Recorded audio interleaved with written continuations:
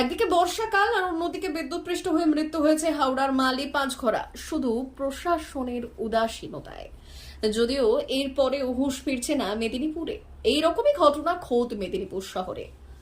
মূলত মেদিনীপুর শহরের ring road থেকে শুরু করে বিভিন্ন রাস্তায় যে বাতি স্তম্ভগুলি রয়েছে সেখানে বেরিয়ে রয়েছে খোলা তার, বিপজ্জনকভাবেই রয়েছে। তবে সেই তার ঢেকে দেবার কোনো উদ্যোগ নেওয়া হয়নি প্রশাসনের তরফ থেকে। মেদিনীপুর শহরের রিং রোড বলতে বটতলা চক, গোলকুয়া চক, কেরানীতলা, পঞ্চুর চক, এলআইসি, কালেক্টরি, এমনকি স্টেশন রোড বোঝায়। এই এলাকাগুলিতে এইভাবেই প্রশাসনের উদাসীনতায় বাতি স্তম্ভ থেকে বেরিয়ে এসেছে খোলা তার। আর সেই খোলা তারের মধ্য দিয়ে যাতায়াত করছে মেদিনীপুর শহরের মানুষজন, সাইকেল, গাড়ি, এমনকি পথচারীরা। মহিলা পুরুষের পাশাপাশি এই খোলা তারের স্তম্ভের পাশ দিয়ে হাঁটছে পড়ুয়ারা। উল্লেখ্য, 24 ঘন্টা আগেই হাওড়ার মালি পাঁচঘরায় খোলা তারে বিদ্যুৎপৃষ্ট হয়ে মারা গিয়েছে এক পড়ুয়া। রাজ্যে একের পর এক খোলা তার থেকে পৃষ্ঠ হয়ে মৃত্যুর ঘটনা ঘটেছে, কিন্তু এর পরেও হুঁশ ফেরেনি প্রশাসনের।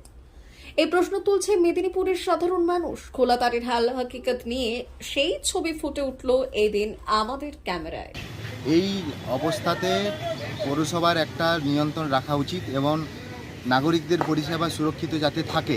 এই রাস্তাঘাটে বৃষ্টির কারণে কোথাও ঝড়ে যে তার ছিঁড়ে পড়ে যাচ্ছে সেগুলোকে ঠিকঠাকভাবে মেরামত করানোর দায়িত্ব, কিন্তু সেই জায়গাতে আমরা দেখেছি পৌরসভার একটা গাফিলতি নজর করতে পারছে না। সেই জায়গায় দাঁড়িয়ে নাগরিকদের জীবন যে কোনো সময় বিপন্ন হতে পারে। আমরা দেখেছি যে কিছুদিন আগে এই কলেজ স্ট্রিটে একটা দোকানে বিদ্যুৎ পৃষ্ঠ হয়ে একজন মারা গিয়েছেন দোকানি। তো এইরকম ঘটনা প্রতিনিয়ত ঘটতে থাকছে।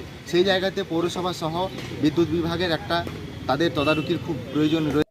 দেখুন, আমি মেদিনীপুরের একজন সাধারণ পাবলিক হিসাবে একটাই কথা বলবো, মেদিনীপুর খুবই কনজেস্টেড জায়গা। আর এখানে হামেশাই রাস্তায় ছাত্রছাত্রীরা, ছোট বাচ্চারা হাঁটাচলা করছে। প্রত্যেকের জন্য জানা সম্ভব নয় যে কোনটা বিদ্যুতের তার, কোনটা কেবিলের তার। সবকিছু এক জায়গায় জড়িত হয়ে সব রাস্তার মধ্যে পড়ে আছে, ইলেকট্রিক খুঁটির মধ্যে পড়ে আছে।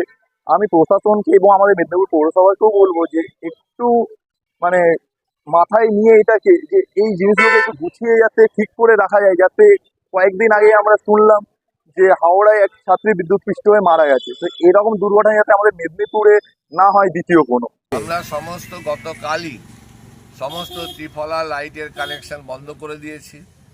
যেগুলো রাইস দিয়ে ত্রিফলা লাইটকে ডেকোরেশন করা ছিল সেগুলো বন্ধ করেছি, এবং যেখানে যেখানে তার ঝুলছে আমরা গতকাল সমস্ত প্রিকশন নিয়ে যাতে কোনো দুর্ঘটনা না ঘটে সব ব্যবস্থা আমাদের পুরসভার লাইট দপ্তর প্রায় 12 থেকে 13 জন কাজ করে তারা সমস্ত লাইনগুলোকে কেটে দিয়েছে।